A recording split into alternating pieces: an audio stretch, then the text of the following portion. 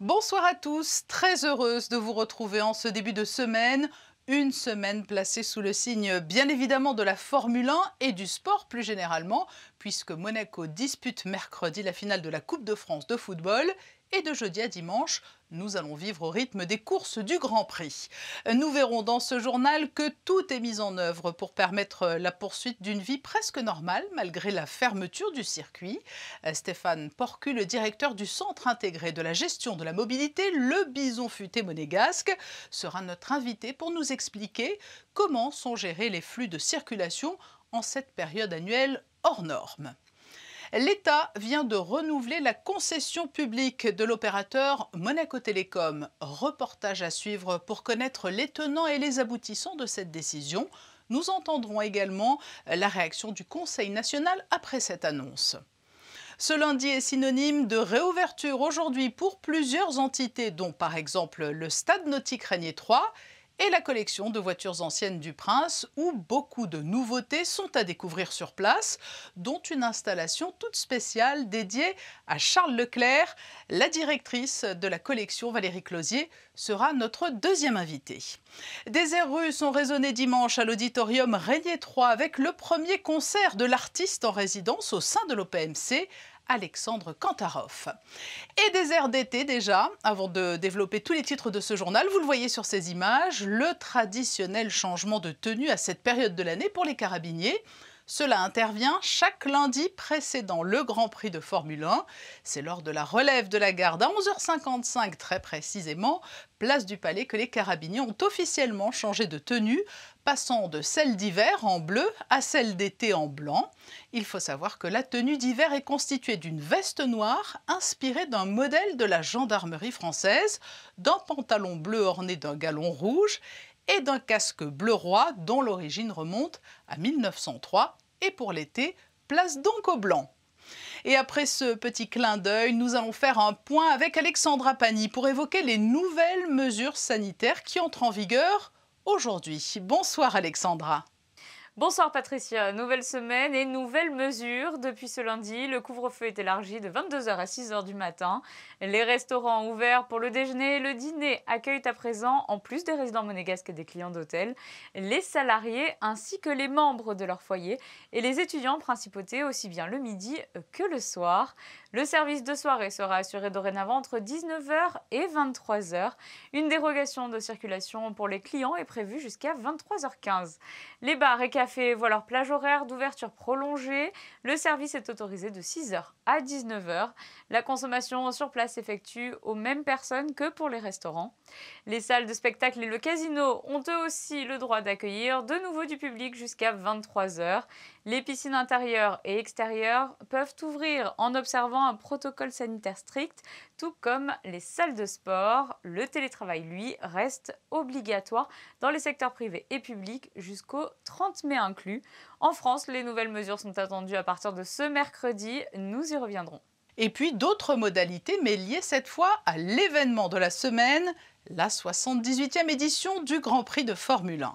Contrairement au Grand Prix historique et au e-prix pour le Grand Prix de Formule 1, il n'y a aucune restriction concernant la provenance du public. Tout ce qui est demandé, c'est de se munir, en plus de vos tickets, d'un test PCR négatif de moins de 72 heures pour toute personne non résidente ou non salariée de la principauté. Pour ces dernières, attention de bien avoir sur vous les justificatifs nécessaires. Pour les jeudis, samedis et dimanches, toutes les tribunes assises seront ouvertes au public avec une jauge limitée à 40%. Cela revient à 7500 spectateurs par jour. Pour le vendredi, en revanche, seules les tribunes K et T le long du port Hercule seront ouvertes avec une jauge limitée à 3000 personnes. Pour cette journée uniquement, l'accès aux tribunes sera en accès libre et gratuit. Il suffit de vous munir d'un test PCR négatif et d'une pièce d'identité. Pour les autres jours, vous pourrez réserver dès à présent vos places en ligne sur le site internet de l'Automobile Club. Et la circulation est donc bien sûr impactée par le trafic généré par le Grand Prix et la fermeture du circuit pendant les différentes courses. Comment réguler au mieux le flux de véhicules? C'est la mission du Centre intégré de la gestion de la mobilité, autrement dit le Bison Futé monégasque, dont le directeur est notre invité. Bonsoir Stéphane Porcu. Bonsoir. êtes-vous sur le pied de guerre à quelques jours du Grand Prix de Formule 1? C'est un moment de l'année toujours un peu compliqué. Ah, c'est toujours un moment compliqué, mais on est prêt, on est serein. Est-ce que le contexte de cette année, avec en toile de fond la Covid-19, va en quelque sorte vous faciliter les choses? Je pense qu'il y aura globalement un peu moins de monde que d'habitude, mais de toute manière, l'équipe est renforcée et on sera prêt à recevoir tout le monde qui viendra sur la principauté. Pour mieux comprendre, lorsque les flux s'intensifient, par exemple à la fin des courses, de quelle manière intervenez-vous pour tenter de fluidifier la circulation? Alors on a plusieurs schémas de circulation qui sont mis en place. Donc on réfléchit plusieurs semaines avant le Grand Prix à des schémas de circulation. Donc c'est le CIGM qui établit les schémas de circulation avec l'aide de la sûreté publique. Et après, le jour du Grand Prix, en fonction des événements, en fonction de la fermeture du circuit, on va modifier tout au long de la journée les schémas de circulation. Quels sont les moyens ou procédures mises en œuvre lorsqu'il y a saturation du trafic? Alors on a plusieurs leviers, on peut mettre en place des déviations grâce aux panneaux à messages variables. On a des équipes sur le terrain, les équipes de la Dovoirie et de la Sûreté publique qui peuvent modifier le panneautage sur le terrain. Et on peut aussi inverser le tunnel Albert II si c'est nécessaire à l'heure de l'évacuation. Mais habituellement, en période de Grand Prix, combien de véhicules circulent aux heures les plus intenses? On a moins de véhicules qui rentrent qu'un jour de semaine classique, en dehors des périodes scolaires. Mais comme la moitié de la ville est fermée à la circulation, du coup ça densifie énormément la circulation sur les axes qui sont maintenus ouverts. Plus généralement, alors hors Grand Prix, est-ce que l'on est revenu aujourd'hui à un trafic normal d'avant début de crise et d'avant confinement? Alors avant le début de la crise, sur un mois de mai classique, il y a à peu près entre 110 et 112 000 véhicules qui rentrent et sortent de la principauté. Actuellement, on atteint à peine les 100 000 véhicules. Donc on a une baisse de 10% par rapport au début de la crise. Oui, donc l'ordre de comparaison entre la période Covid, le confinement et une période habituelle, il est quoi? Il était du simple au double? Habituellement, en moyenne sur l'année, on est sur une densité d'à peu près 114 000 véhicules. Pendant la période de confinement, on est descendu même un certain jour à 23 000 véhicules qui entrent et sortent de la principauté. Donc ça fait une baisse considérable. Quel conseil donneriez-vous aux automobilistes à l'approche de cette fin de semaine plutôt compliquée? Déjà de se renseigner sur les fermetures de voies. Nous, on va communiquer les fermetures sur l'application Waze, puisque le gouvernement princier a pris un partenariat avec Waze. Donc en temps réel, nous allons indiquer les voies qui seront fermées sur cette application. Et d'ores et déjà, vous pouvez aller sur l'application Waze Even et vous avez les voies qui seront fermées les 4 jours du Grand Prix.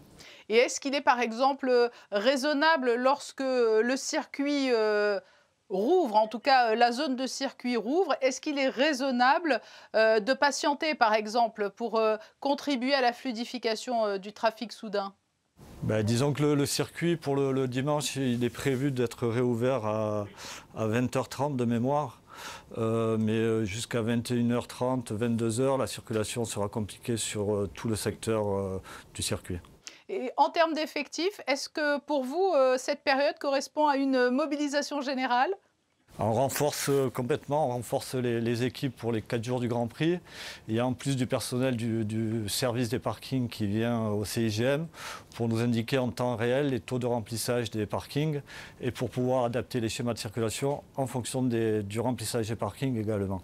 Stéphane Porcu, responsable du Centre intégré de gestion de la mobilité, merci d'avoir répondu à notre invitation. Merci à vous, bonne soirée. Et n'hésitez donc pas à vous appuyer sur tous les outils numériques désormais à notre disposition comme Your Monaco pour vous renseigner sur le trafic pendant toute la période du Grand Prix. C'est à Monacotech qu'a été officiellement annoncé aujourd'hui le renouvellement de la concession publique de l'État à Monaco Télécom. Le reportage de Sandrine Nègre et Sylvain Péroumal. Et c'est le président de Monaco Télécom, Étienne Franzi, qui a donc annoncé ce renouvellement de la concession publique de l'État à Monaco Télécom, et ce, pour 20 ans. Une durée pour conférer un champ d'action à l'opérateur qui constitue un pilier sur lequel la principauté doit pouvoir s'appuyer au cours des différentes phases liées à la transition numérique. Aujourd'hui, dans le monde dans lequel on vit, dans le monde numérique, dans le monde post-Covid, un pays doit avoir les infrastructures, les fondations pour pouvoir développer son économie via le numérique, pour pouvoir bénéficier de ce que peut apporter le numérique en termes d'éducation, en termes de santé, en termes de travail. En fait, aujourd'hui, ces fondations sont aussi indispensables que des routes, la proximité avec un aéroport. Et c'est tout le sens du travail que l'on fait avec Monaco Télécom sur les réseaux. La fibre qui sera lancée formellement la semaine prochaine, la 5G qui a été lancée, les sujets de couverture, les sujets de service. Une véritable colonne vertébrale d'infrastructures en lien direct avec la qualité de vie, l'attractivité, le développement durable et le numérique, notamment indoor. Le Wi-Fi, par exemple, permettra de recevoir des appels téléphoniques via la nouvelle box et une couverture à 100% dans les parkings. Pour nous, on pense que c'est une solution qui est importante, pour Monaco également. On sait que les télécoms sont un domaine qui bouge très très vite. Mais qui s'appuie sur des investissements extrêmement importants et qui, eux, sont des investissements de très long terme. Quand on déploie un réseau fibré, comme on le fait en ce moment, on le déploie pour beaucoup d'années. Et donc pour ça, il faut qu'on ait une visibilité sur ces investissements qui nous permettent en fait d'avoir des plans à long terme. Et ces plans à long terme, ils sont agrémentés de plans à beaucoup plus court terme qui sont discutés de façon très très directe et très en détail avec justement le gouvernement. Et puis du coup, aujourd'hui aussi avec une implication plus régulière du Conseil national. Et au cours de cette conférence, il a aussi été précisé que les usagers et les consommateurs figurent parmi les priorités de Monaco Télécom. L'offre Mounegou destinée aux Monégasques, à leurs parents et aux enfants du pays a d'ailleurs été présentée. Elle repose sur une réduction tarifaire. Autre preuve et illustration de l'attractivité économique, les prix pour les entreprises vont baisser de 50% sous 3 ans. Vous venez de l'entendre, l'État renouvelle sa concession publique à Monaco Télécom, une décision qu'ont souhaité commenter le président du Conseil national, Stéphane Valéry, et plusieurs élus devant la presse, plusieurs élus dont Franck Julien.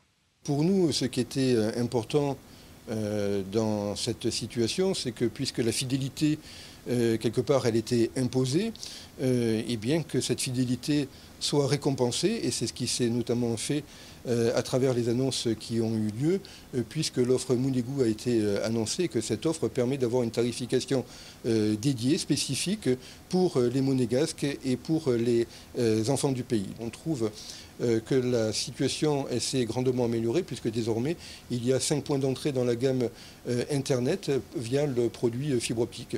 Donc je dirais, quels que soient les besoins des foyers, ils trouveront forcément une solution qui sera adaptée à leur situation.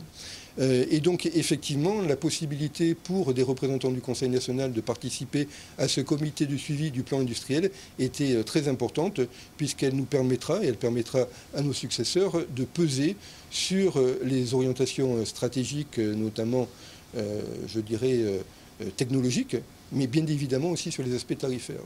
Le conseiller national Franck Julien répondait à Sandrine Nègre. Alexandra Pagny est de retour pour un point très largement sportif et tous les regards tournés vers l'ASM FC qui a conforté dimanche sa 3e place au classement de Ligue 1. Une excellente fin de saison encore confirmée hier soir par les Rouges et Blancs qui l'emportent 2-1 à domicile face à Rennes. Une victoire qui leur permet de garder un avantage face à Lyon et les maintient encore sur la 3e place du podium. Cette semaine sera d'ailleurs assez chargée pour les joueurs de Niko Kovac. Et oui, 2 matchs au programme cette semaine pour l'AS Monaco FC, dont une finale de la Coupe de France, excusez du peu. C'est pour cela que le club des supporters a lancé un appel ce week-end sur les réseaux sociaux pour demander à la population monégasque et aux commerçants de pavoiser cette semaine en soutien aux joueurs. En voici un extrait. Soyons fiers de nos couleurs, de notre club, de notre pays et remercions nos joueurs, entraîneurs et dirigeants pour cette saison d'ores et déjà magnifique. Les Monégasques jouent mercredi à 21h15 la finale de Coupe de France face au PSG et se déplaceront ensuite dimanche à Lens pour le compte de la 38e journée de Ligue 1. Nous connaissons les dates de l'édition 2021 du Jumping International de Monte-Carlo, Alexandra. Oui, l'événement est maintenu cette année en principauté, habituellement présent la dernière semaine du mois de juin. Cette année, ce sera du 1er au 3 juillet que les chevaux 5 étoiles viendront faire le show sur le port Hercule. La billetterie sera ouverte prochainement. Enfin, une réouverture très attendue par les cinéphiles. Effectivement, Patricia, les amateurs du 7e art l'attendaient avec impatience. Le cinéma des Beaux-Arts, hébergé au sein du théâtre Princesse Grace, rouvrira ses portes le 2 juin prochain. Quant au cinéma en plein air, il faudra patienter jusqu'à la fin du mois de juin. Vous pourrez retrouver le programme de vos séances sur le site cinémademonaco.com. Nous le disions au début de ce journal, Monaco est en mode Grand Prix. Les courses débutent jeudi, mais la collection des voitures anciennes du Prince vous propose un avant-goût avec notamment la découverte d'une Formule 1 avec laquelle Charles Leclerc a couru. Mais ce n'est pas la seule petite merveille que l'on peut y voir. La collection a rouvert aujourd'hui après de longues semaines de fermeture. Sa directrice est avec nous ce soir. Bonsoir Valérie Closier. Bonsoir Patricia. J'imagine que la date de réouverture n'a pas été choisie au hasard? Alors, tout à fait, on a fait notre maximum pour pouvoir réouvrir la collection de voitures de son Altesse Sérénissime, le Prince de Monaco, la semaine du Grand Prix F1 de Monaco. Alors, entre le Grand Prix et cette impressionnante collection, justement, cela positionne une nouvelle fois Monaco comme une grande capitale de l'automobile. Le sport automobile et le sport mécanique, c'est quand même l'ADN de la principauté de Monaco, avec aussi bien le Grand Prix de F1 que le rallye de Monte-Carlo. Donc effectivement, ici, on est en effervescence pour accueillir tous les visiteurs qui vont arriver cette semaine. Vous avez profité de cette fermeture et de la Covid-19 pour introduire des nouveautés dans la collection? Alors, on en a profité pour effectivement faire une nouvelle disposition des véhicules de la collection. Nous avons effectivement mis en avant toutes les F1 et les voitures de course. Et puis, notamment, pendant la fermeture, nous avons accueilli un véhicule assez extraordinaire, c'est-à-dire la Ferrari Formule 1 de Charles Leclerc, qu'il a vu s'offrir en fait par Ferrari et qu'il nous a permis d'exposer ici pour nos visiteurs. Il y a donc une partie de la légende de la Formule 1 qui se trouve dans cette collection. Nous avons essayé de faire une mini rétrospective de Ferrari et des F1 au fil des années. Nous avons réussi à avoir une F1 des années 70, une des années 90, que nous avons ici qui appartient au souverain, et la voiture de Charles Leclerc des années 2019. Et pour les passionnés d'automobile, hors ces véhicules CF1, quel autre véhicule de légende peut-on y trouver également ? Alors, vous pourrez effectivement retrouver toutes les voitures de la collection de son Altesse Sérénissime, le Prince de Monaco, et notamment toutes les voitures que le Prince Régnier III avait achetées et mis à disposition pour les visiteurs pour qu'ils puissent admirer ces véhicules, comme par exemple la Chrysler Impériale qu'il avait achetée et avec laquelle il a été chercher la princesse Grace Kelly. Des voitures comme la Sunbeam Alpine, qui est la voiture identique à celle que conduisait la princesse Grace dans le film de Alfred Hitchcock, La main au collet. Et la plus ancienne remonte à quelle année ? Alors, la plus ancienne, c'est une de Dion Bouton de 1905. C'est la première qui a été achetée par le prince Régnier III. Et avec cette voiture, il avait fait le rallye London-Brighton avec lui au volant et la princesse Grace et les enfants derrière avec lui. Valérie Closier, vous avez repris le flambeau en 2019, puis le confinement est arrivé. Cela a peut-être constitué un frein. Mais vous ne manquez pas d'ambition pour cette collection. Cela vous a permis de nourrir les projets que vous ambitionnez pour cette collection ? Mon ambition, c'est de donner vie et de faire vivre cette collection. J'ai envie que les gens qui sont déjà venus se disent tiens, allons voir la collection de voitures parce qu'il y a toujours une animation, il y a toujours une exposition, il y a toujours quelque chose de nouveau. Et donc, notamment, au mois de décembre, nous avions accueilli ici une exposition Antoine le Pilote. Eh bien, nous avons continué à la disposer pendant le Grand Prix parce que c'est tout à fait cohérent. Puis c'était la sortie de l'opus numéro 13, Antoine le Pilote au Grand Prix de Monaco. Nous avons laissé cette installation de cette exposition pour les petits et les grands. Et puis parmi les grands projets à venir, les projets ambitieux, et il y aura à terme un important déménagement à chapeauter. Alors, normalement, le déménagement est prévu en mai 2022. Il y a déjà eu beaucoup de retard. Alors, on espère qu'on y sera pour le Grand Prix F1 de 2022, mais rien n'est sûr. En tout cas, j'ai vu le projet, je participe au projet actuellement, c'est magnifique. Un bel écrin pour toutes les voitures de la collection de son Altesse Sérénissime, le Prince de Monaco. Voilà, horizon 2022. Valérie Closier, merci d'avoir été notre invitée aujourd'hui. Et je rappelle donc que la collection de voitures anciennes de son Altesse Sérénissime, le Prince de Monaco, c'est l'intitulé exact, a réouvert ses portes aujourd'hui. Avec plaisir, merci. La Russie était à l'honneur dimanche à l'auditorium Régnier 3 où des airs de Glinka, Prokofiev et Tchaïkovski ont été joués. Une première avec l'Orchestre Philharmonique de Monte-Carlo pour l'artiste en résidence Alexandre Kantarov. José Sacré et Serge Prémont étaient aux premières loges.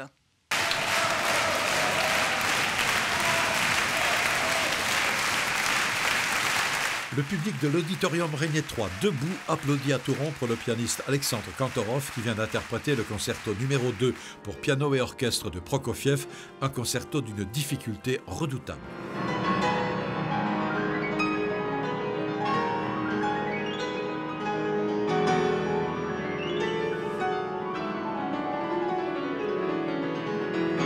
Artiste en résidence cette année, c'est votre premier concert avec l'Orchestre Philharmonique de Monte-Carlo. Comment ça s'est passé? C'est très facile avec eux. On sent qu'ils sont vraiment à l'écoute et puis il y a un climat de liberté du coup qui s'installe. C'est-à-dire que je sentais vraiment beaucoup de possibilités, on ne se sentait pas restreint et ça on ne peut pas vraiment le prévoir à l'avance. Donc ça fait partie de ces alchimies qui se jouent un peu sur le moment. Et donc là, ouais, vraiment très simple dès le début. La première répétition, je me sentais à l'aise et ils sont vraiment tous super. En fait, ils sont emballés par la musique qu'ils font. Donc ouais, pour moi, c'est un vrai bonheur. Pour le chef Jérémy Rohrer, ce concert était également le premier avec l'OPMC et le premier avec le pianiste Alexandre Kantarov. C'est un pianiste d'exception, mais c'est aussi une personnalité extrêmement attachante, très rapidement, et un être un peu à part, je veux dire, dans la manière. À 23 ans, avoir une telle compréhension du monde et une ouverture aux autres, ça impressionne, ça m'a impressionné, et ça, je crois que ça a impressionné toutes les personnes avec qui il a travaillé pendant ces 2 jours.